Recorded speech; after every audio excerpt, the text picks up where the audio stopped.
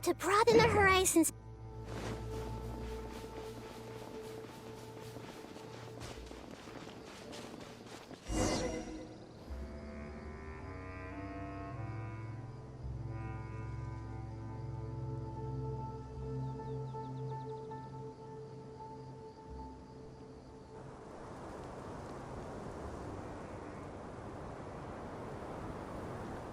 Raman, we're here. Everything's been arranged. Someone will bring the village keepers back to Aru village shortly. I guess all I can say now is thanks for agreeing to help. Ah, don't mention it. I think we can both agree you went to hell and back for it. But we share a common cause now. From here on out, we're allies. Where are the perpetrators? I'll bring you to them. Follow me.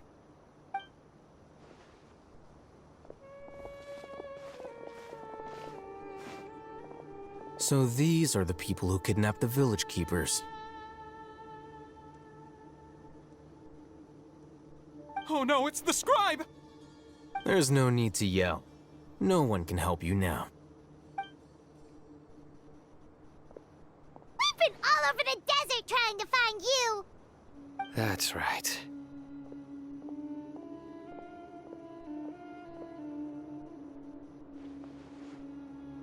General Mahamatra? No, no! Make it quick, please! Swift and painless! Whoa. The moment they set eyes on Sino, they turned pale like they've seen a ghost! You should have known that I would be coming for you. Wait, we were just following orders! You know what I'm talking about, right? There's no way we could have done all this by ourselves! No, not Sino. He's gonna tear us limb from limb. I could do worse. Please have mercy! Start talking. Otherwise, I'll have to resort to other methods. So, your superiors have kept you quite busy recently. Why? What are they trying to accomplish? They, wanted to extract canned knowledge. Don't play dumb. You know what I'm really asking. They extract divine canned knowledge. Then what? I really don't know how to explain it! Well, you better start talking or you'll be sorry! You don't want to make things any more difficult for yourself, do ya? Be my guest.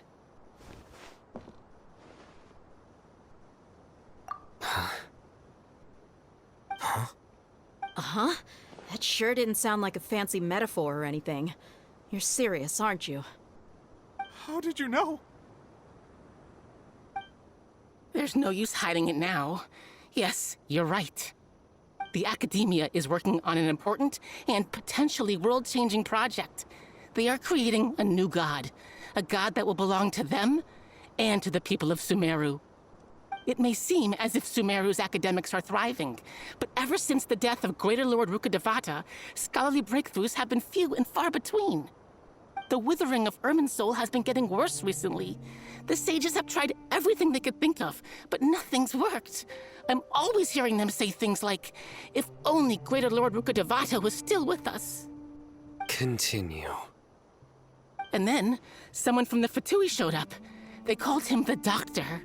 He brought a gnosis and said he wanted to borrow the Academia's research facilities. The Doctor was previously expelled from the Academia. At first, the sages looked down at him in disdain. But when he said those words, everyone's expression changed. He asked them, "Do you wish to create a god?" This is what the arrogant ignorance at the extreme end of academia looks like. First, the Academia spent a long time constructing a divine vessel, which was based on an exquisite humanoid puppet. After that, they harvested dreams via the Zeb-Zerus Festival Samsara, maximizing the Akasha's output. With the Doctor's help, and the Akasha now functioning at maximum efficiency, they were able to use it to extract the power from the Gnosis and convert it into a divine core. Next, they decided that their new god needed to possess divine wisdom. For that to happen, they needed a huge quantity of divine canned knowledge. It adds up. But how do you determine whether the knowledge extracted is of divine origin? Call it an educated guess? The Academia has been trying to figure out the exact source of the scholar's madness for centuries, but to no avail. Nobody can explain the cause of this phenomenon. Surely you can see what that implies, Scribe Al-Haytham. If it's knowledge no mortal can comprehend, then it must be something only gods are able to decipher. In other words, it's the source of the God of Wisdom's omniscience and omnipotence.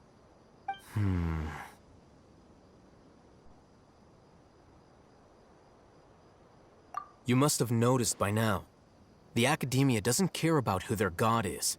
It's the ability to exercise control over knowledge and wisdom that matters.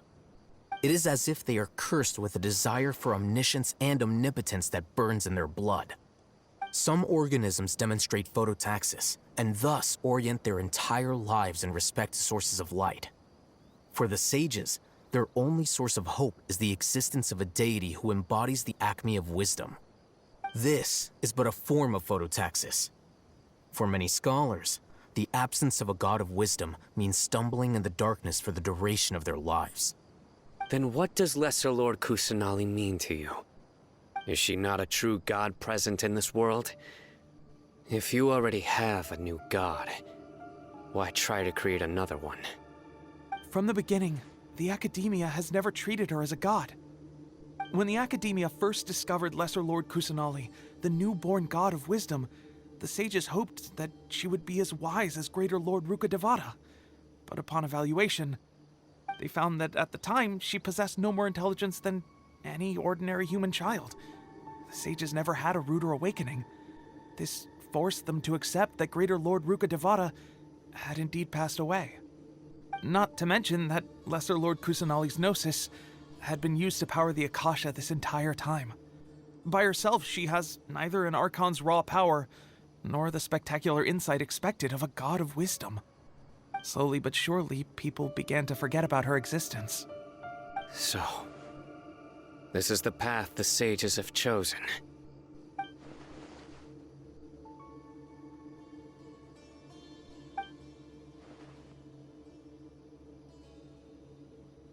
All right, let's try to keep our cool. If everyone's in a bad mood, then let's change up our scenery. Rahman, give me a few men to help us escort the village keepers back to the village. And these two scholars, they're coming too.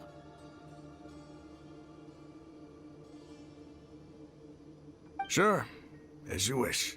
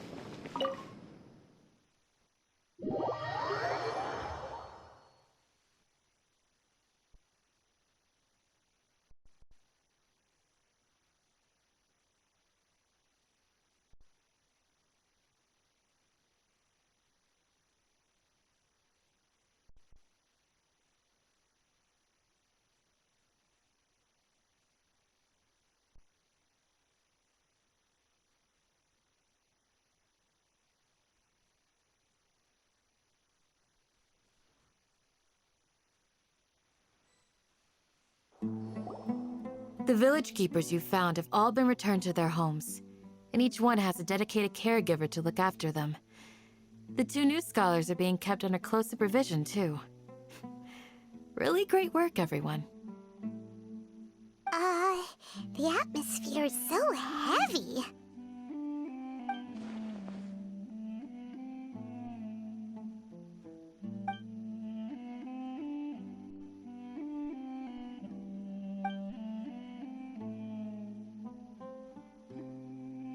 Hey! Say something! Stop spacing out! Come on, is there nothing left to talk about? In that case, let's all get some water and try to think about something else. Or I can go fetch some snacks. coming with you. Do you have any plans, Traveler? Gods above, you're not talking about work, are you? So you were still withholding some information?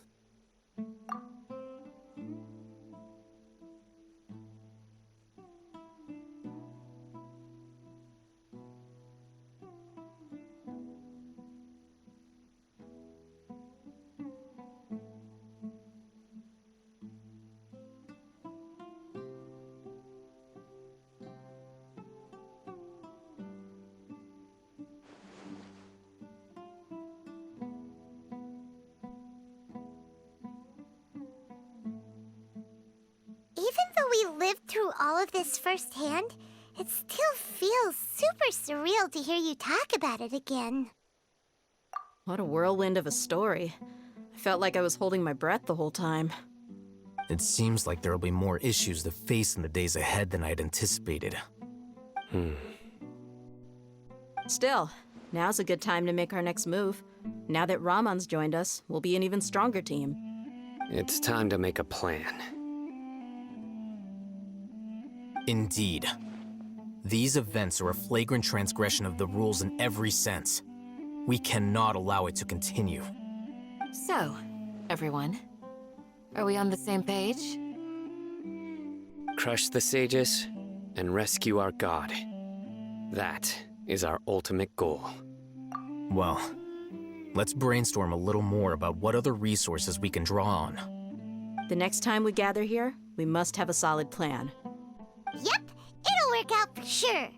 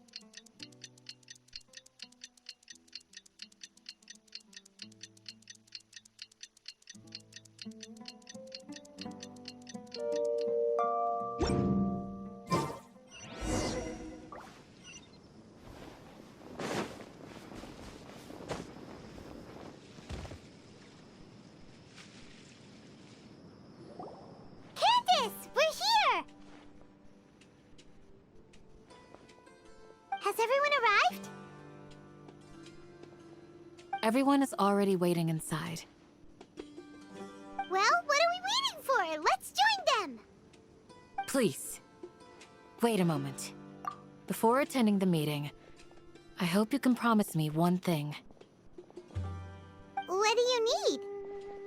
Promise me that you won't commit to anything too reckless. What do you think? Okay.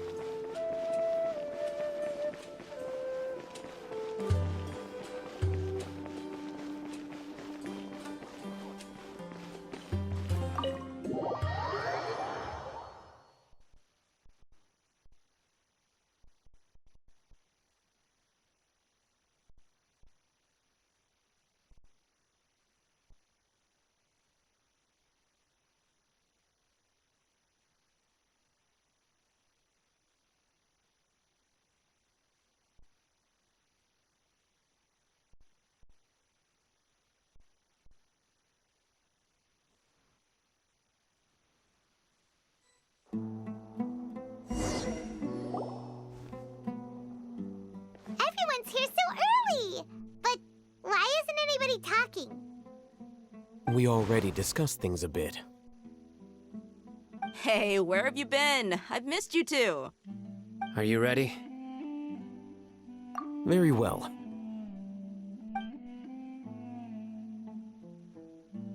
Are you sure this is gonna work? I gotta admit, it's bold. Color me impressed. It's worth a try. The point of discussion is to arrive at a solution. Let's cut the small talk and move to the next point. You're making Paimon nervous.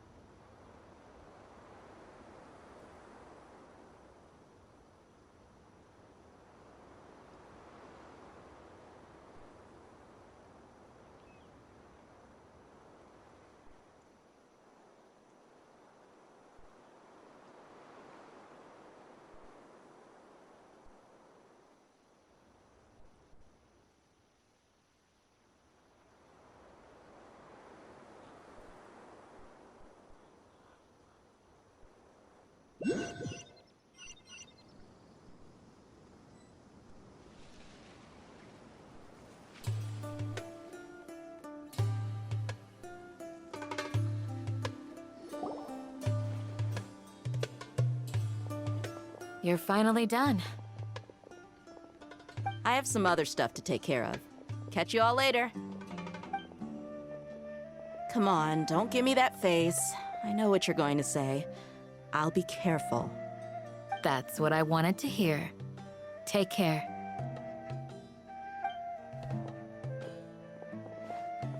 Well, Traveler, Paimon, judging from your expressions, the meeting must have been quite productive. You can tell? I'm not that good at scheming or strategy, but I can sense people's emotions. And based on your reaction, things must have gone quite well. Paimon's a little worried. Hopefully nothing will go wrong. To be honest, I feel the same. But you're already some of the most capable people I know, so you have my trust. Candace gave us a compliment. Your deeds speak for themselves. Candace, we stayed behind to tell you that, although you won't be coming with us, we'll be sure to remember your words. I'm very glad to hear that. I've said the same thing to everyone here today as I said to you when you arrived. Your safety is the most important thing. Only when you're safe can the plan be successful. So please, take care. You're welcome. And thank you for taking my advice. Good luck with everything. I'll be here in the village praying for you.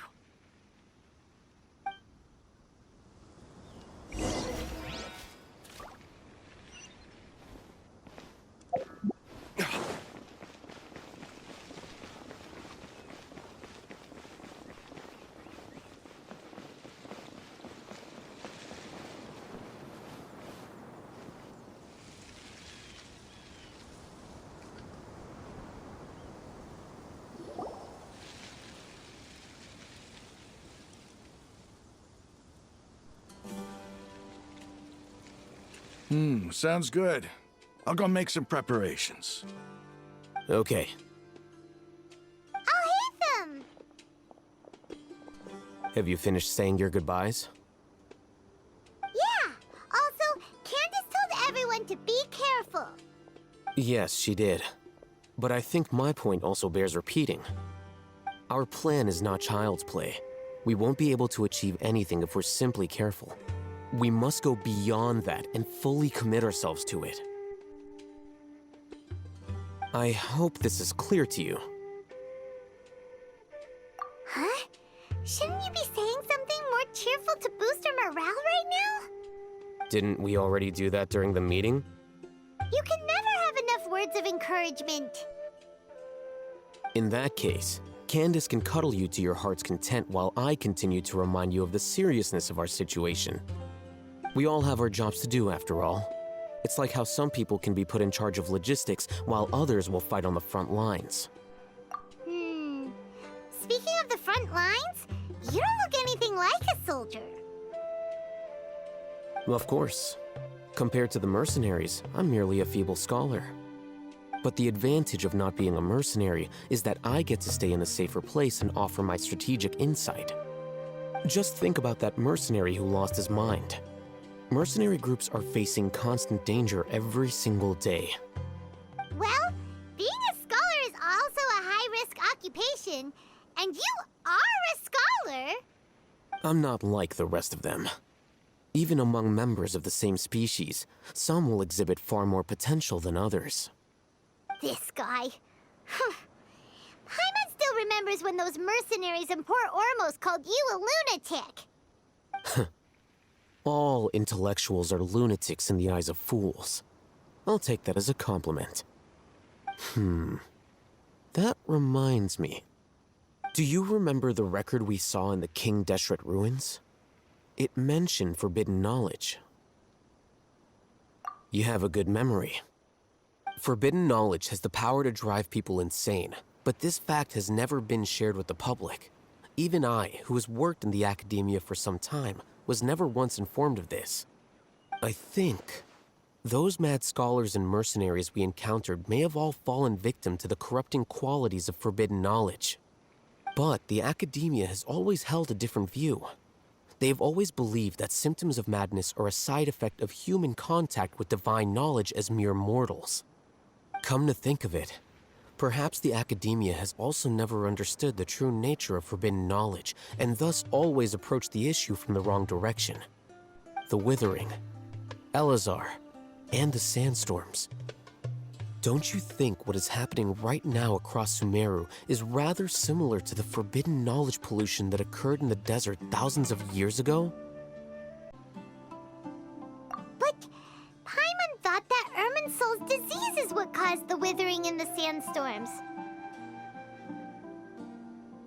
At least, that's what Tainari told us. Wait a second. Could it be that? Ah, you've connected the dots. The cause of Irminsul's illness may precisely be the pollution from forbidden knowledge. But if that's the case, what should we do? This is huge! Wait. Why do you think Lesser Lord Kusanali would have a solution to this situation? You mean, it's related to the scene you saw when you passed out in the Avidia forest? That whole, the world forget me thing? In that case, it's imperative that we rescue Lesser Lord Kusanali. Only by working with her to save Irminsul can we completely resolve the problems Sumeru currently faces. To make sure we're still on track, I would like to check on the state of some of our preparatory work. Where are we going? To an Eremite base.